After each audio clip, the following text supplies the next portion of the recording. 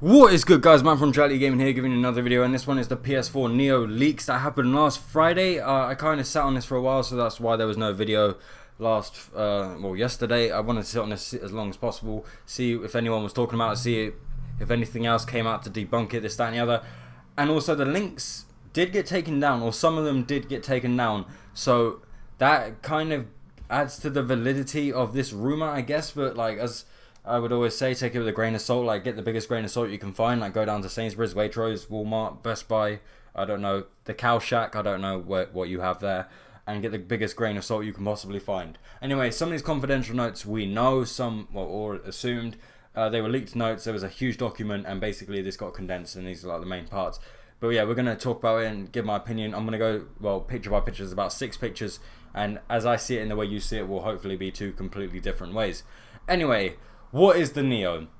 Neo is a high-end version of the PS4 console. We knew that. Neo and the PS4 console will coexist in the same marketplace with everything the same. So same applications, same online, same store, same software.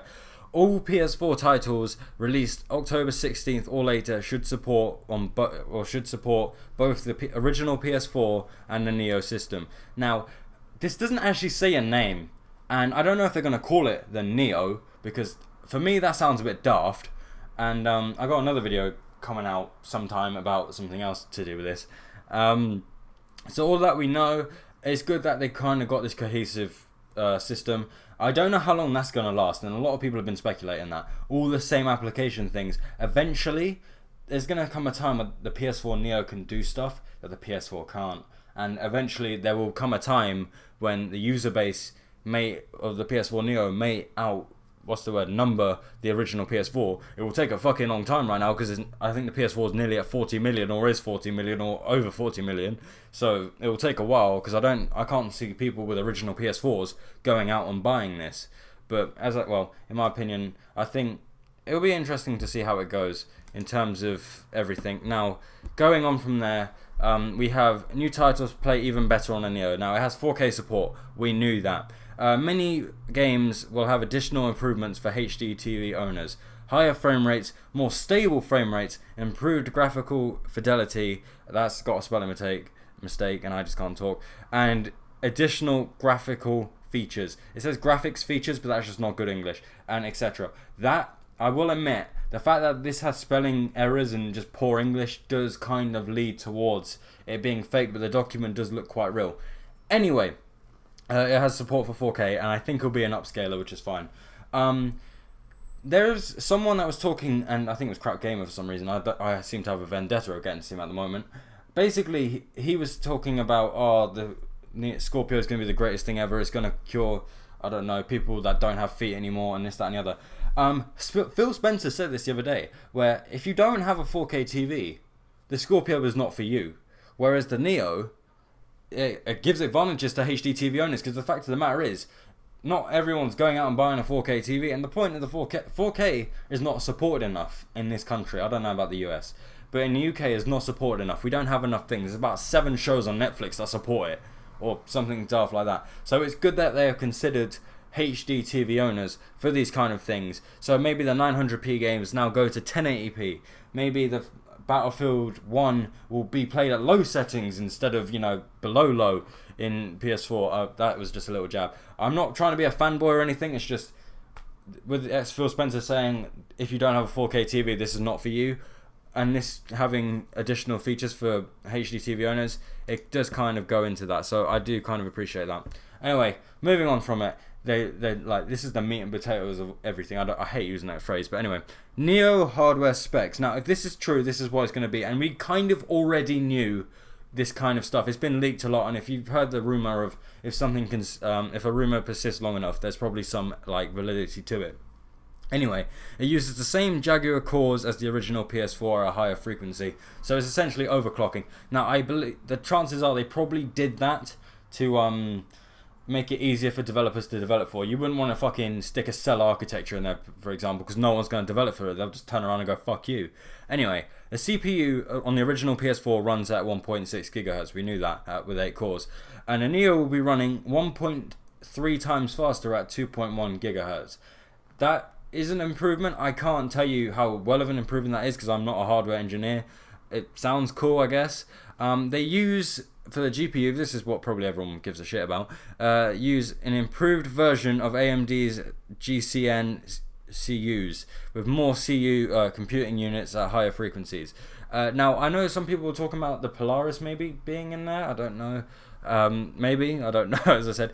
Anyway, the PS4 has 18 computer units at 800 megahertz, while the Neo has 36 computer units at 911.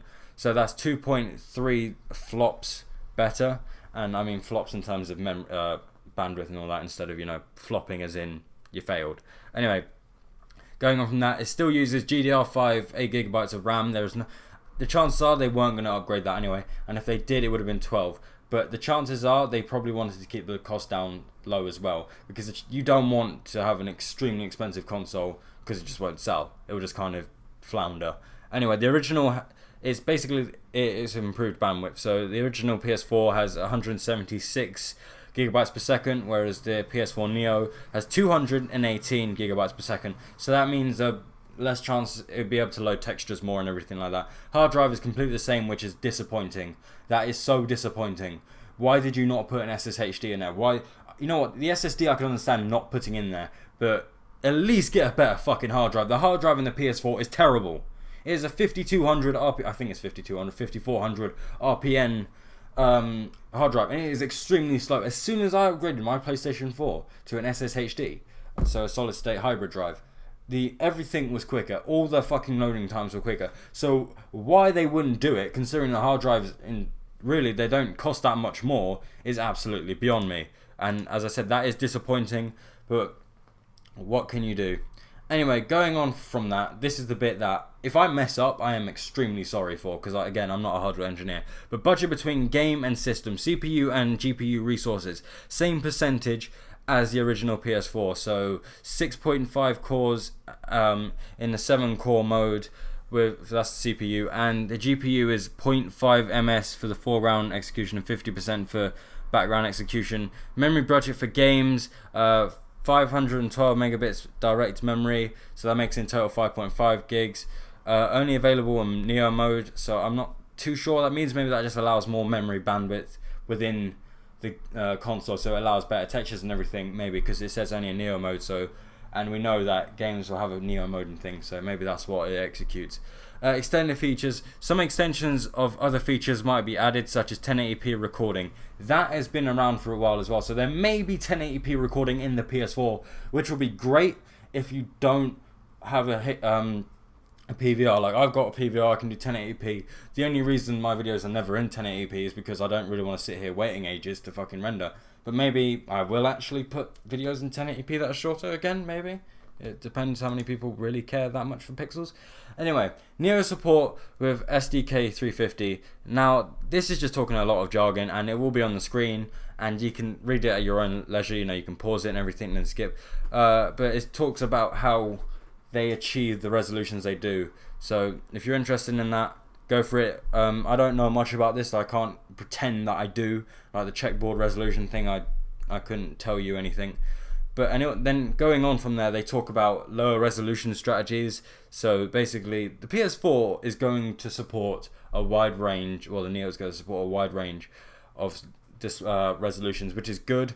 We may end up getting 20% less than 4K in terms of native resolution, because the PS4 may not be able to do that, or the Neo may not be able to do that.